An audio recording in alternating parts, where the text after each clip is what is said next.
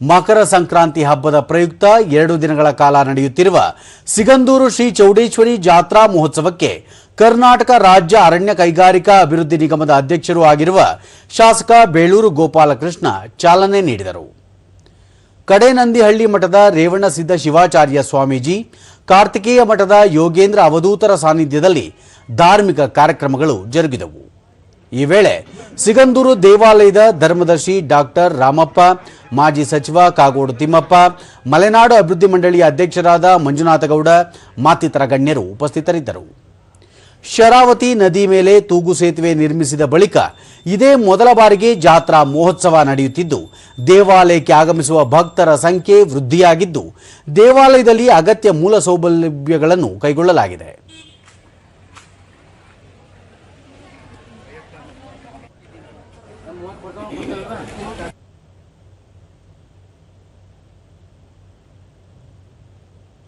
ಬಳಿಕ ಬೇಳೂರು ಗೋಪಾಲಕೃಷ್ಣ, ಸಿಗಂದೂರು ಶ್ರೀ ಚೌಡೇಶ್ವರಿ ಜಾತ್ರೆ ನಡೆಯುತ್ತಿದ್ದು, ರಾಜ್ಯದ ವಿವಿಧೆಡೆಯಿಂದ ಭಕ್ತರು ಆಗಮಿಸುತ್ತಿದ್ದಾರೆ. ಇಲ್ಲಿ ಎಲ್ಲಾ ರೀತಿಯ ಮೂಲಭೂತ ಸೌಕರ್ಯಗಳನ್ನು ಒದಗಿಸಲಾಗುತ್ತಿದೆ. ಪ್ರವಾಸೋದ್ಯಮದ ದೃಷ್ಟಿಯಿಂದ ಕ್ಷೇತ್ರದ ಅಭಿವೃದ್ಧಿಗೆ ಹೆಚ್ಚಿನ ಆದ್ಯತೆ ನೀಡಲಾಗುವುದು ಎಂದರು.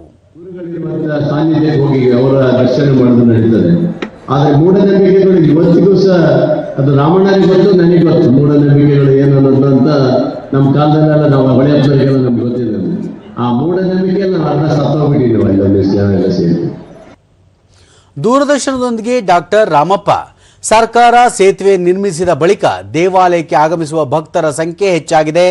ಪರಿಸರ ಸಂರಕ್ಷಣೆ ಮಾಡುವ ಸಲುವಾಗಿ ಈ ಪ್ರದೇಶವನ್ನು ಪ್ಲಾಸ್ಟಿಕ್ ಮುಕ್ತವನ್ನಾಗಿ ಮಾಡಲಾಗುತ್ತಿದೆ ಎಂದರು. ಸುತ್ತಮುತ್ತ ಇಲ್ಲಿ ಅಥವಾ ಹೆಚ್ಚಿನ ಪ್ರಕೃತಿ ಇರೋದ್ರಿಂದ ತುಂಬಾ ಚಂದವಾಗಿರೋದ್ರಿಂದ ಆ ಚಂದವಾಗಿರೋದಕ್ಕಾಗಿ ನಾವು ಎಲ್ಲವನ್ನೂ ಪ್ಲಾಸ್ಟಿಕ್ ನಿಷೇಧನೆ ಮಾಡಿಬಿಡ್ಬೇಕು. ಅದನ್ನು ಎಲ್ಲರೂ ಭಕ್ತರು ಎಲ್ಲ ಸಹಕರಿಸಬೇಕು ಅಂತ ಮೊದಲನೇದಾಗಿ ಕಳಕಳಿಯ ಮನವಿ ಮಾಡ್ತೀನಿ ನಾನು. ದೇವಾಲಯದ ಟ್ರಸ್ಟಿ ಬೀರಪ್ಪ, ಸಂಕ್ರಾಂತಿಯ ಪ್ರಯುಕ್ತ ಸಿಗಂದೂರು ಜಾತ್ರೆ ಆಯೋಜಿಸಿದ್ದು, ಸಾಂಪ್ರದಾಯಿಕ ಆರಾಧನೆ ಮತ್ತು ಆಚರಣೆಗಳು ನಡೆದಿವೆ ಎಂದರು. ಸಂಕ್ರಾಂತಿಗೆ ಒಂದು ವಿಶೇಷ ದಿನ ಇವತ್ತು. ಈ ಸೂರ್ಯ ತನ್ನ ದಿಕ್ಕನ್ನು ಬದಲಿಸುವ ದಿನ ಸಂಕ್ರಾಂತಿಯ ವಿಶೇಷ ದಿನ. ಅವತ್ತೇ ಆ ದಿನದಂದೇ ನಾವು ಸಂಕ್ರಾಂತಿಯ ಜಾತ್ರೆನ ಈ ಭಾಗ ಚೌಡಮ್ಮ ದೇವಿಯ ದೇವಸ್ಥಾನ ವತಿಯಿಂದ ಈ ಜಾತ್ರೆ ನಡೀತಿದೆ. ತಲತಲಾಂತರ ನಡ್ಕೊಂಡು ಬಂದಂಥ ಈ ಜಾತ್ರೆ ವಿಶೇಷ. ಅದರಲ್ಲಿ ಈ ವರ್ಷ ಮತ್ತು ಈ ಭಾಗದ ಜನಕ್ಕೆ ನಾವು ಹೆಮ್ಮೆ ಪಡುವ ಮತ್ತು ಅತ್ಯಂತ ಖುಷಿ ಪಡುವಂಥ ದಿನ.